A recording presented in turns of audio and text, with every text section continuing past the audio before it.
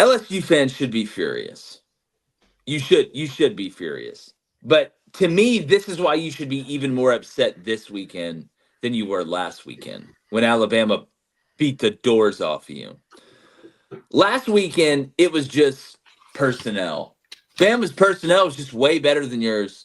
There wasn't a lot of plays that Blake Baker could have called on defensively, blitzes, stunts, all this stuff that could have saved you. Bama lined up, they beat you at birth last week, which is super concerning if you're LSU concerned the way you recruit. But this weekend, giving up 8 sacks, getting blown off the ball as an offensive line where you have NFL players. Not that Florida's bad at all in the front seven on defense. Okay. They've got some NFL guys. We talked about it before the season. But LSU's strongest unit, really on offense, should be the offensive line. And when you get the way that game went, after you gave up the first sack, it's like it waterfalled on you. This wasn't a personnel issue. This was a mental toughness issue to me. You know, we heard this offensive line. I heard Will Campbell talking about going out to play USC. We're not going to Caesars to gamble. We're going to whip somebody's ass. And then you get your ass whooped. And then I look up later in the year, and I am watching Shamar and everybody in the front seven of Florida, just big dog. You can say what you want about Nuss, and he made a couple mistakes, but good Lord, the man had no time to operate. Hell, one of his best throws was when he was getting hit under pressure in the seam across the middle to Aaron Anderson, who should get way more targets than what he does. And you got to give credit to Florida, Billy Napier. It's a nice win for them. Get a vote of confidence, get a big win. You're going to see what it does in recruiting here soon. But Blaine, I'm going to start with you. I mean, LSU to me, under Brian Kelly, this team is just mentally soft. And once it goes bad, it goes really, really bad. I was just shocked that it was, if the defense got ran all over and they lost like they did against Bama and Montrell and Jacoby and Jaden, all these guys just ran all through them. All right. I can see that happening, a high-scoring game and a loss. But that's not what happened. Your elite offensive line, at least in pass protection, got absolutely shoved in a locker in front of God and everybody last night. Yeah, and I think we could sit here and say I think LSU right now is a fraudulent football team. I really do. I think you got beat up by Bama last week. Florida looked a lot better than you. And I thought there's a couple things that I want to point out. One, how Cameron Lacey only has 2 targets going into halftime. It's the dumbest thing I've ever heard in my life. He couldn't believe it either. The dumbest thing I've ever heard in my life. I don't even know how that happens from a play calling standpoint. It's not like he was out there getting doubled. Then you see the Brian Kelly interaction with Chris Hilton Jr. on the sidelines. It's just right now at LSU, it seems toxic. It seems like a toxic environment. Okay. And I don't think the LSU's defense played good at all. And one point I want to make, and I tweeted this, LSU had the ball for 41 minutes. 41 minutes to Florida's 18, and you still find a way to lose this game. That's incredible, dude. I don't want to hear the excuses. Okay. I'm done hearing the excuses. All right. Red zone. That's where your money is earned as a play caller. Sloan had a terrible day. Terrible day. If you have the players to get you down there, you have the players to get you in the end zone. And the biggest thing to me that I'm worried about as my voice cracks is LSU used to be about something on defense, right? I remember I used to be deathly terrified to go play LSU no matter where it was because of the creatures they have running around on defense, especially the defensive line. As a program, LSU defensively, it's gone. It's gone. It seems soft to me. There's no edge. There's no guys out there who feel like they're trying to go get it. And who can you point at for that? That's Brian Kelly. There's a problem. All right. There is a problem in my eyes. And the LSU, I don't know if it's the locker room, the relationships, but there's a disconnect somewhere. And you're seeing that start to boil over on the sidelines. And that's panic button mode. To me, that's panic button mode. Brian Kelly better figure something out. And he better figure something out quick because I know a fan base that won't wait. This isn't Florida. All right, these guys will not wait for you to figure it out. Okay, so either you figure it out or, buddy, you're going to be on the first bus out of here.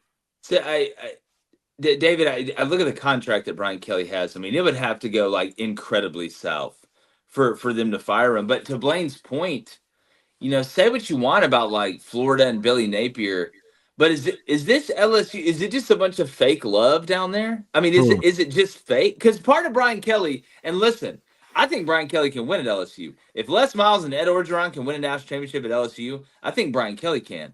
But the difference in Les Miles and Ed Orgeron, you can make fun of them all you want. You can say that one of them eats grass and the other one smokes it. But you know where I think they were a little bit different than Brian Kelly, and maybe this is what we've been missing. They were genuinely themselves. There was Mm-hmm. nothing fake about who Ed Orgeron was. There was nothing fake about who Les Miles was. They were who they were, and they were going to be who they are. Is Brian Kelly, is there a fakeness that may be hurting LSU right now, and that team camaraderie that allowed them to win those national championships? Yeah, I don't know about fakeness, but there certainly are plenty of problems to go around down there. And I agree with Blaine when he says you're going to have to get this figured out quickly. No, I don't think they're going to fire him this year. And you've alluded to the contract, and everybody can see the contract buyout that's going around on social media. But still, this is a fan base that has zero patience. And some of it, to me, the product they're putting out on the field is absolutely unacceptable. I don't know if Brian Kelly thought that he could just walk into Baton Rouge and that school recruits itself, and Ed Orgeron won a national championship here. So obviously I can do so easily. But if that's the mindset, you're dead wrong, and you're dead wrong for exactly the reasons that we saw yesterday. It's not just the Alabamas and the Georgias that can give it to you. It's the teams in the middle and even the bottom of this conference that are going to come up and they're going to punch above their weight, and they're going to beat teams that they are quote unquote not supposed to. So I think everything we saw yesterday is about Florida. And shout out to Billy Napier and DJ Lagway and everybody down there in Gainesville for that performance, because you absolutely got after the other team. You got after that quarterback, sacked him more in one game that he had been sacked in the entire season. And then LSU didn't offset that with any pressure of their own against a true freshman quarterback. And one thing on DJ Lagway, I'm just telling you, I love watching the kid play, man. Nice. He has all the tools to be great. He knows how to get the football out of his hands quick, and he has a quick release. Those two things are reasons you couldn't get pressure on him. So big congratulations to Billy Napier. That's a huge win. I just wonder, is that something that is replicatable week to week? I think we lost David there. There we go. Can you still hear me? Yeah, Yeah, I think now, go every ahead. Florida fan is wondering, okay, is that the ceiling, right? Like, is that replicatable week to week to week? And are we looking at a glimpse of the future? Or is this just a one-off where, we can beat a top team every once in a while, but still have 6-6 seasons? That's the question for Billy Napier. Well, if I'm Billy Napier, I am sending the DJ Lagway highlights of this game to every single offensive recruit that we have in this class, whether he's committed or not. In the transfer portal, I can go and you look at what Badger did, a guy who came in, I believe from Arizona State, and absolutely balled yesterday. I am sending that, and now that Billy Napier's got the vote of confidence, DJ Lagway looks like he is the future. Scott Strickland. Woo, that coffee probably tasted a little bit better this morning than it has in a while. But I want to get to the chat, and then we got to move. But I want to get to this point. All credit to Florida, right? We can bash LSU, all credit to Florida. But that may have been the best thing that could have happened for Ole Miss. Because now Ole Miss has got to go down to Florida and play them next. So if there was any Ole Miss player that was like, oh, well, it's Florida, they suck. Nope. That's not going to work after what they did to LSU. And then obviously Florida gets to play at Florida State, which is going to be a lot of fun for them to give them some more momentum there on the way out. And I will say, I just double-checked my preseason predictions. I had Florida beating LSU in the Swamp. Not that means I've gotten plenty of other ones wrong, but I did have that check mark Hey, look, there. we celebrate the wins here, Cone. We celebrate the wins here. Look, I know I've been critical of Billy Napier, and every right I have that I should. All right. And it's not like I don't like Billy Napier. I'm sick of people tagging me on Twitter saying that I don't like Billy Napier. That's not it. Okay. Only thing I've gone off of is kind of what we talk about on this show. Well, when does coaching really kick in? All right. When can you really base a guy, right? Year 3. All right. And right now, I mean, you're 5-5. If you're Florida, it's a great win. But, you fired a guy, okay, who was 15 games above 500 in year 3, and you're looking at a guy right now who's 15-18. Okay. And it's a good win. But if I'm a Florida fan, I'm almost scared. I'm almost afraid that this win will make everybody just come out and be like, oh, Billy's our guy. But this is the same team that's so inconsistent from week to week. Same team that lost to Arkansas. Okay. So it might be a great win. I just want you to know the proof's in the pudding, guys. And the quarterback hasn't been the problem at Florida. Okay. You had Anthony Richardson. You had Graham Mertz, okay? DJ Lagway is going to be a good player. I'm just saying it's a good win, but this still doesn't mean Billy Napier's your guy, Okay. I just think it's because you don't like Billy Napier. No, I just think I look at stats. I look at proof. I look at what's tangible, what I can see. With you, dude. It's just crazy. I'm just messing with you. I know. It's just crazy to me that Billy Napier gets all this love. And look, I know his teams play hard. Okay, great. You're supposed to play hard anyway, buddy. You're getting paid. Okay. But at the end of the day, the guy is still 15-18 in year 3 at Florida, and you're 5-5.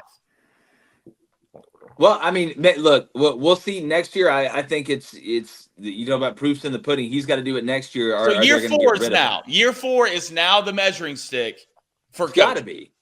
Okay, like Scott Strickland said, it always was. Well, it depends on how year 4 goes. It may be year 5, Blake. Yeah, that's what it sounds like. Look, don't let him go 7-5.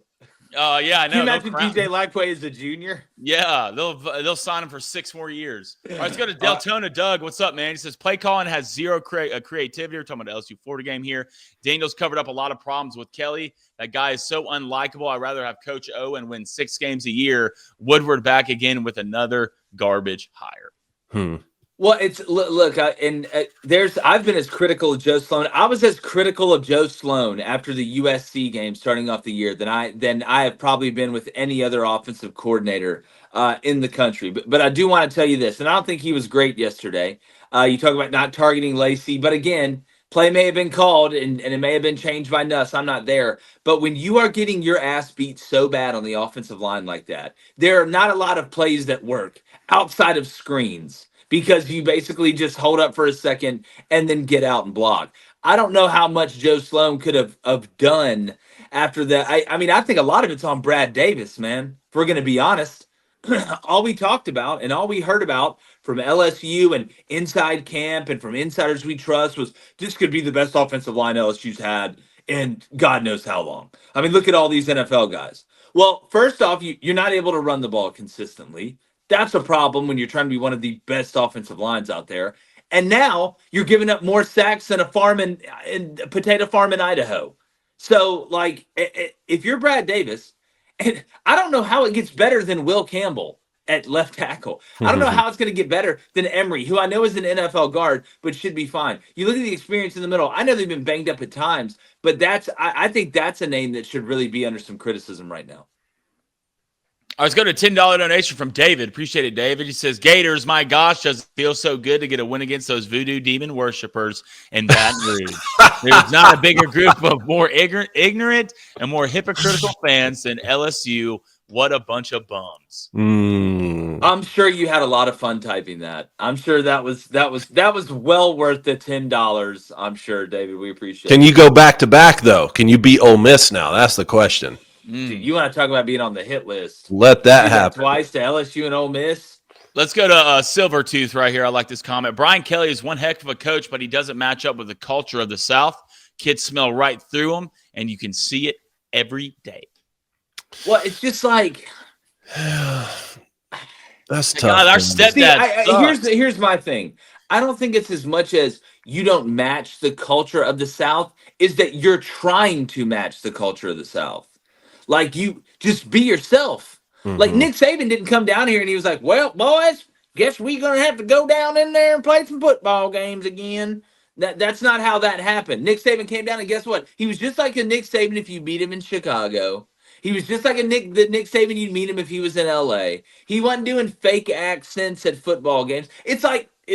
I'll give you honest, it's like Kamala Harris. You're not authentic.